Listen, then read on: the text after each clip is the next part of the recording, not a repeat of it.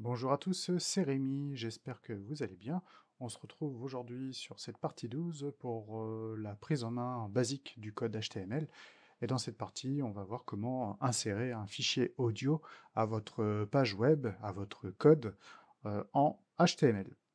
Alors pour cela, je reviens ici sur mon programme, voilà, comme ceci. Dernière chose qu'on avait ajoutée à notre page, c'était, l'intégration ici, de notre image, l'image ici de notre moteur. Là maintenant, on va ajouter, sur un nouveau fichier, HTML, on va se créer un nouveau fichier HTML, on va appeler, son et vidéo et dans lequel on va, déposer, notre fichier audio qui va nous intéresser.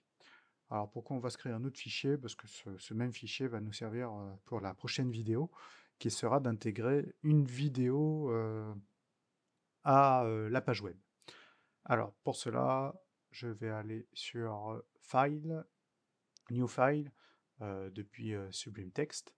J'enregistre ici mon fichier, donc Save As, et je vais l'enregistrer ici, hein, toujours dans mon dossier page web, que j'avais installé ici sur mon bureau. Donc dans mon dossier page web, je retrouve le fichier HTML accueil, le fichier plan elec en HTML, et puis le fichier de la photo de mon moteur. Donc là, bah, je vais créer donc un fichier que j'appelle son vidéo .html.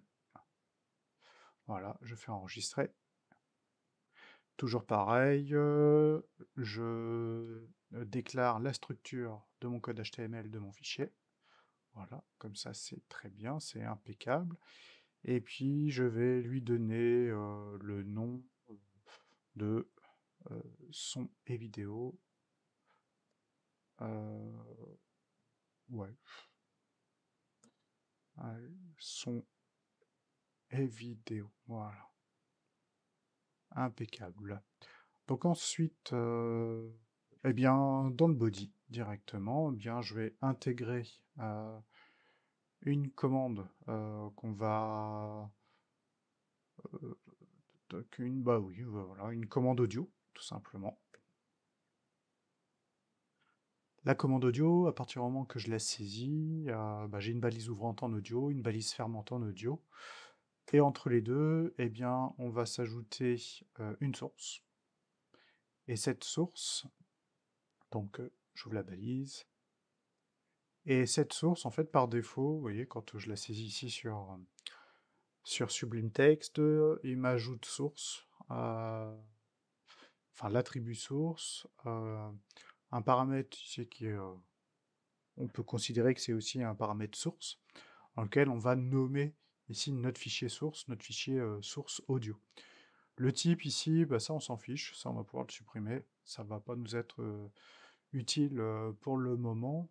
Et ici, bien en fait, je vais tout simplement donner le nom de mon son. Alors le son, on l'a pas nommé encore, on l'a pas ajouté. Donc si je reviens voilà, sur mon dossier, ça c'est mon dossier page web, et bien mon dossier page web, je vais lui ajouter un son, voilà, que je copie, voilà, hop.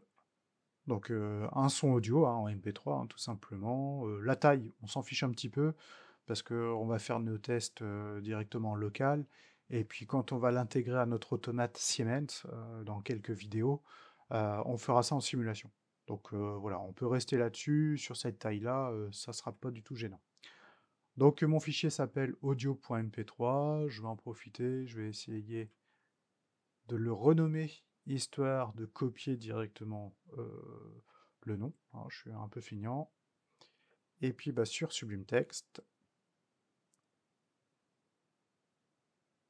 hop, sur Sublime Text, ici dans Source, eh bien, je vais tout simplement coller le nom. Donc source audio.mp3. Donc là, rien qu'en faisant ça, eh bien, je vais avoir sur ma page son et vidéo la source qui va s'afficher donc sous forme d'un petit lecteur. Sauf que le lecteur, bah, il n'y aura aucun moyen de contrôle, hein. Je ne pourrai pas lancer la musique, la stopper, augmenter le son, hein, il n'y aura pas le petit lecteur. Donc pour ça, la balise ouvrante audio, on va ajouter l'attribut controls. Et rien qu'en ajoutant ici controls, eh bien ça va m'ajouter en fait l'autorisation d'activation du lecteur. J'enregistre cette partie, ça j'annule, voilà, donc j'enregistre, je crée quand même un lien hein, depuis ma page générale, ma page accueil, pour qu'elle puisse m'amener vers l'onglet son et vidéo. Eh bien, je vais copier en fait là ce que j'avais fait sur schéma. Alors, qu'est-ce que j'avais fait sur schéma? C'était ça, cette partie-là. Donc, je vais pouvoir copier, je colle. Donc, c'est un attribut référence que j'ouvre, sauf que c'est pas plan-elec.html, mais son vidéo.html que je vais ouvrir dans un nouvel onglet et je vais l'appeler son. Euh, allez, on peut même l'appeler contenu multimédia par exemple. Voilà, hein, ou un autre nom, hein, peu importe. Voilà, donc là j'enregistre. Je vais ajouter un commentaire.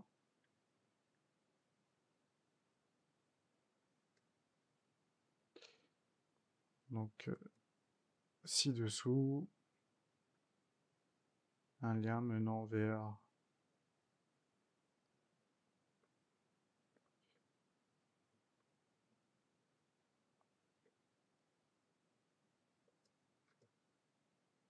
pour lire de la musique et des vidéos. J'ai dû faire des fautes.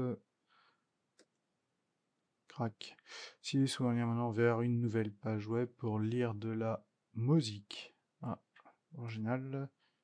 Murzirk. De la musique et des vidéos.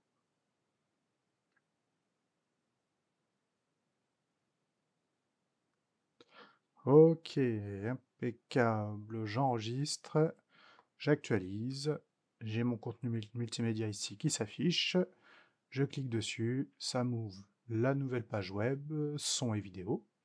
Je retrouve ici mon lecteur, auquel je peux augmenter, diminuer le son. Ici, j'ai possibilité de jouer sur la vitesse de lecture. J'ai le petit curseur qui permet d'avancer ici sur la musique. Et le petit bouton lecture qui permet de lancer la musique. Alors, là, moi, j'ai lancé la musique, comme je suis en train de faire actuellement la vidéo là sur mon PC. Je ne sais pas si la musique est en train de se lancer. Je ne sais pas si vous l'entendez. Moi, je l'entends très bien. Super générique des années 90 d'un dessin animé sur des tortues qui font du ninja. Voilà. Par exemple. Donc mon fichier audio fonctionne à la perfection. Vous pourrez regarder sur internet, mais il y a des astuces qui permettent aussi, voilà, dès l'ouverture de la page web, de lancer directement la musique sans être obligé de passer par le lecteur. Ça après voilà, c'est tout un tas de petites astuces. Moi, c'est vraiment des choses de base. Alors bon là, moi j'ai juste mis un générique de dessin animé. Quel serait l'intérêt? On pourrait très bien se mettre juste au-dessus euh, de cette source audio. Bon, on pourrait se mettre un paragraphe.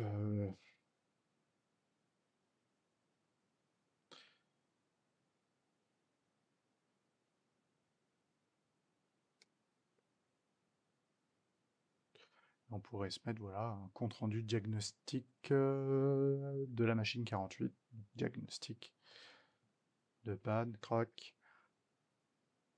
Donc, par exemple, voilà, un fichier audio hein, qui a été enregistré par un technicien qui expliquerait éventuellement une panne en lien avec la machine. Ça pourrait être un mode opératoire expliqué aussi. Enfin, voilà, on peut imaginer tout un tas de choses, bien sûr, professionnelles.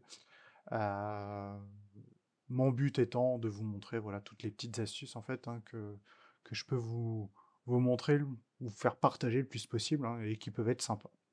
Donc voilà pour cette partie. On se revoit pour la 13e vidéo qui consistera à intégrer une vidéo justement directement sur cet onglet son et vidéo. Allez, ciao, bye.